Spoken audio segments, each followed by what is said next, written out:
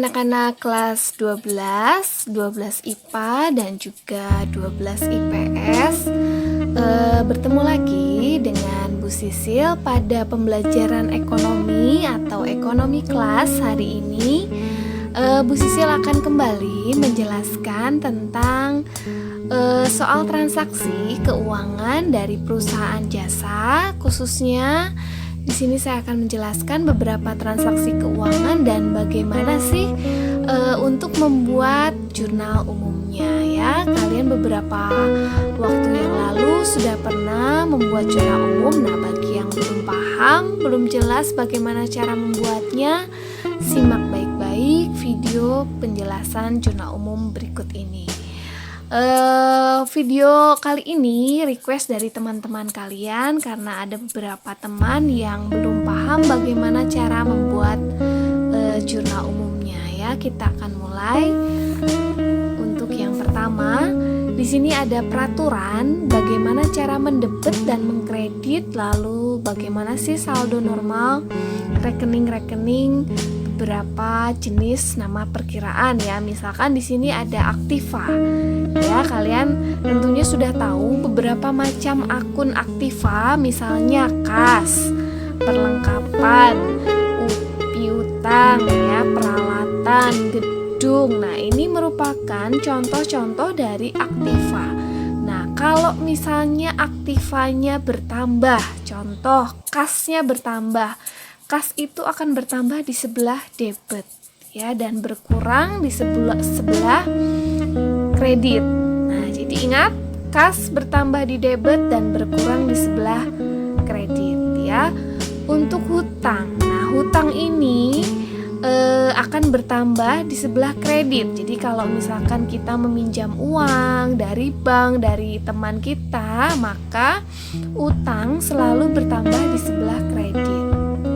Untuk modal dari si pemilik saat pemilik menyetorkan modal, maka modal akan bertambah di sebelah kredit ya. Untuk prive, nah prive ini kan pengambilan uang milik pribadi. Nah, prive akan bertambah di sebelah debit. Berikutnya untuk pendapatan, jika kita mendapatkan uang dari pendapatan, maka transaksi dari pendapatan, akun dari pendapatan akan selalu bertambah di sebelah kredit. Untuk akun beban ini kan bermacam-macam ya, misalnya beban gaji, beban listrik, beban air, beban telepon. Nah, akan selalu bertambah di sebelah debit. Nah, maka peraturan-peraturan dalam pendebetan dan pengkreditan ini harus bisa kalian pahami betul-betul ya. Kita akan mulai dari contoh soal. Nah, di sini ada beberapa transaksi yang terjadi selama bulan Juni 2020, yaitu perusahaan Lady. Kita akan mulai satu persatu. Yang pertama, tanggal 1 diinvestasikan oleh Lady uang untuk mendirikan perusahaan sebesar 10 juta dan menyetorkan peralatan sebesar 5 juta rupiah. Nah, ingat di sini uang ya, menyetorkan uang tunai. Nah, uang tunai ini kan pasti kas. Kas bertambah di sebelah debit 10 juta ya, kasnya bertambah sebelah debit 10 juta karena kas ini kan aktiva ya. Ingat tadi, aktiva bertambah di sebelah debit, maka kasnya bertambah di sebelah debit. Lalu ada lagi yang dia setorkan selain kas. Yang kedua, peralatan juga disetorkan oleh Lady sebesar 5 juta rupiah. Maka peralatan bertambah juga di sebelah debit ya. Peralatan ini juga termasuk aktiva, maka bertambahnya juga di sebelah debit sebesar 5 juta rupiah. Nah, 10 juta dan 5 juta kas dan peralatan ini kita tambahkan, maka hasilnya 15 juta. Maka total modal yang disetorkan oleh Lady sebesar 15 juta. Nah, kita lihat di sini antara jumlah debit dan jumlah kredit hasilnya sama. Ya, ya, 15 juta dan 15 juta. Selanjutnya tanggal 5 dibeli gedung seharga 2 juta rupiah secara tunai. Nah, maka karena di sini ada kata kuncinya dibayar atau dibeli secara tunai, maka kita mengeluarkan kas ya. Maka kita mengeluarkan kas. Ingat, kas bertambah di sebelah debit, sedangkan kas berkurang di sebelah kredit. Karena kita membeli atau membayar, maka kasnya berkurang. Kas berkurang di sebelah kredit. Nah, kita catat di sini kasnya di kredit 2 juta rupiah. Nah, untuk yang di debit, kita beli apa? Karena kita belinya gedung, maka yang dicatat di sebelah debit yaitu gedung. Ya, gedung ini salah satu contoh dari aktiva. Tadi ingat, aktiva itu kan bertambah di debit, maka gedungnya kita catat di debit sebesar 2 juta rupiah. Selanjutnya, tanggal 10 diperoleh pendapatan jasa sebesar 15 juta rupiah. Ya, kita mendapatkan pendapatan jasa sebesar 15 juta rupiah. Baru diterima tunai sebesar 10 juta. Nah, maka karena kita baru menerima uang, baru menerima kas sebesar 10 juta, maka kasnya bertambah. Kas bertambah di sebelah debit. Maka kita catat kas sebelah debit 10 juta ya, kasnya bertambah 10 juta. Nah, untuk sisanya karena pelanggan itu belum membayar kepada kita ya, pelanggan itu belum membayar kepada kita, maka pelanggannya punya utang.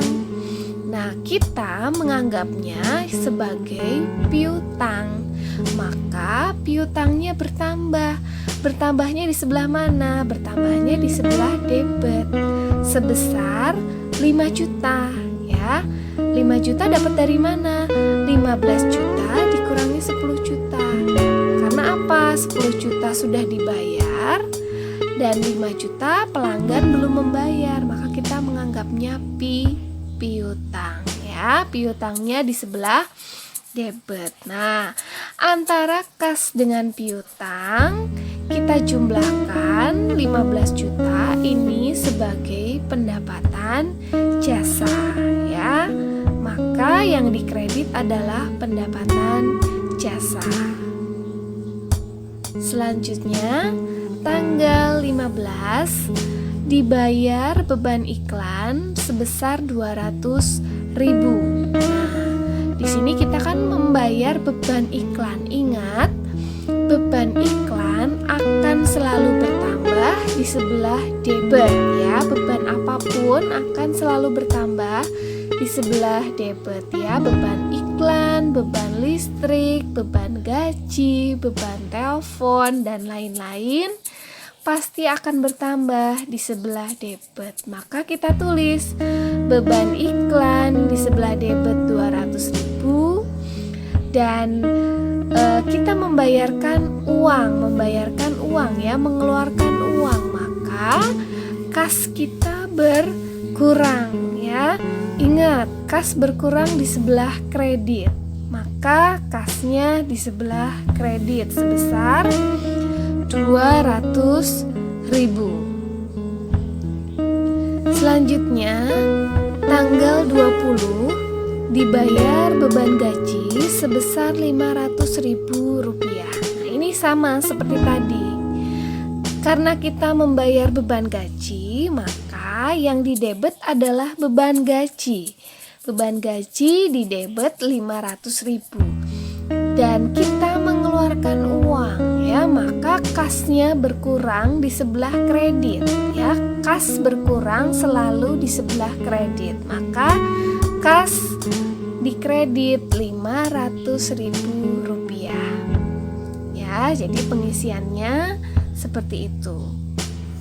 Untuk tanggal 30 diambil untuk kepentingan pribadi sebesar 1 juta rupiah. Nah, karena kita mengambil, si pemilik ini mengambil uang dari perusahaan sebesar 1 juta rupiah, maka ingat ini adalah prive ya, prive. Maka prive itu akan selalu dicatat sebelah debit ya, maka debitnya prive. Nah, uang dari perusahaan itu kan berkurang karena diberikan kepada si pemilik, maka kasnya berkurang di sebelah kredit sebesar 1 juta rupiah ya. Ingat, untuk transaksi yang ada di sebelah debit itu mepet kiri, sedangkan yang di kredit itu tandanya akan menjorok ke dalam ya, maka di sini kasnya menjorok ke dalam.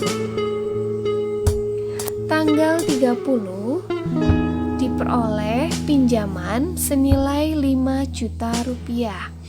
Nah, kita perusahaan Lady meminjam uang dari orang lain, maka kita memiliki utang ya, kita memiliki utang.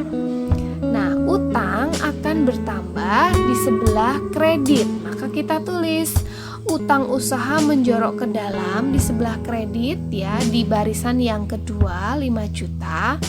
Nah, dari utang tersebut kita mendapatkan uang. Kas kita bertambah. Ingat, kas bertambah selalu di sebelah debit. Maka kita tulis kasnya di sebelah debit 5 juta dan utang usaha di sebelah kredit bertambah 5 juta rupiah. Ya, jadi ingat, setiap kalian membuat transaksi jurnal umum, yang pertama kita tulis selalu debit dan yang kedua adalah kredit. Ya, ingat, untuk yang di kredit posisi nama keterangan akunnya menjorok ke dalam. Nah, jadi untuk pencatatan jurnal umumnya secara lengkap seperti ini. Ya, pada saat kalian menuliskan di buku besar akuntansi kalian, jangan lupa pertama kali kita akan tuliskan dulu judul perusahaannya ya, karena di sini perusahaan Laundry Lady, maka kita tulis perusahaan Laundry Lady. Lalu yang barisan kedua adalah jurnal umum.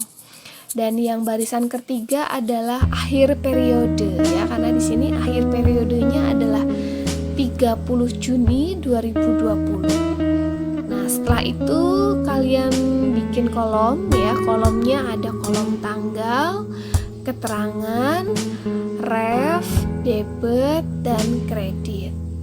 Ya, setiap transaksi boleh ada yang 2 baris, ada yang 3 baris, tergantung dari transaksi yang terjadi. Nah, untuk untuk tanggal ada 2 kolom. Yang kolom pertama adalah bulan dan tahun, sedangkan kolom yang kedua adalah tanggalnya ya, tanggal 1, tanggal 5 dan seterusnya. Untuk keterangan di sini kita isi nama-nama akunnya. Ingat, untuk yang akun debit itu mepet garis, sedangkan akun yang berada di sebelah kredit letaknya agak menjorok ke dalam.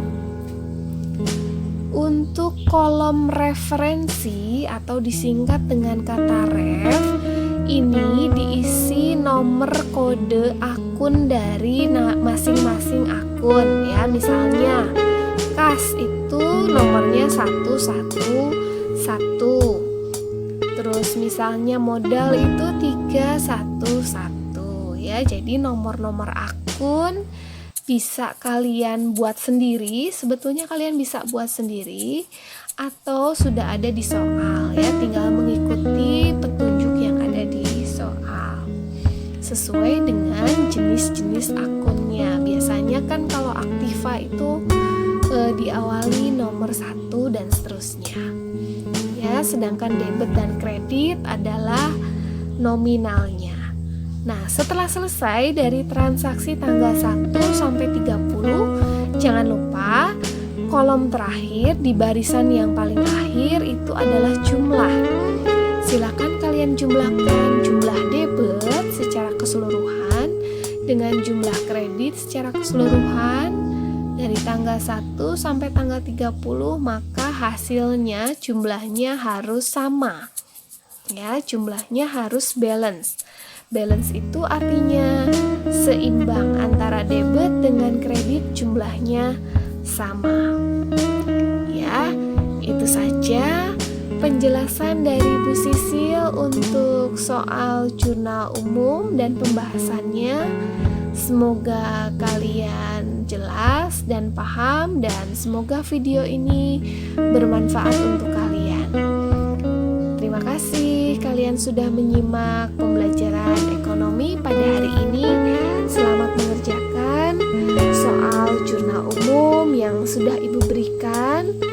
Tetap semangat, jaga kesehatan ya, jangan lupa.